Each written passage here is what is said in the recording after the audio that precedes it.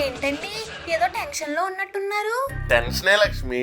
పండగ చూస్తే దగ్గరికి వచ్చేస్తుంది. సిటీలో ఒకడు ఉంటున్నాడే, ఆ నూరుకు పిలిచి ఆడితో పాటు పండగ సెలబ్రేట్ చేసుకుందామని ఒక్కడికి లేదు. ఛీ, అసలు మన చుట్టాలకి రెస్పాన్సిబిలిటీయే లేదు. అవును నాన్నగారు, అల్లుడి సంగతి పక్కన పెట్టండి. మనమన్న నన్నే పెళ్ళలేదు.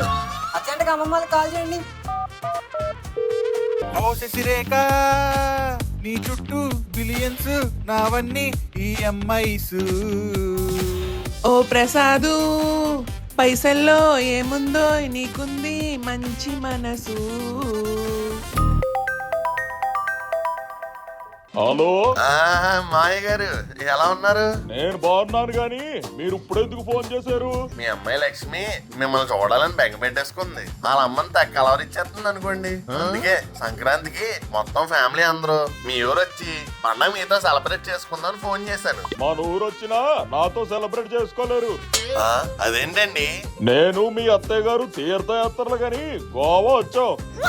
తీర్థయాత్ర గోవానా? అల్లుడు గారు వాయిస్ కట్ అవుతుంది. హలో, నాకు బాగానే వినపడుతుందండి. నాకు కట్ అవుతుంది. పెట్టేశాడు.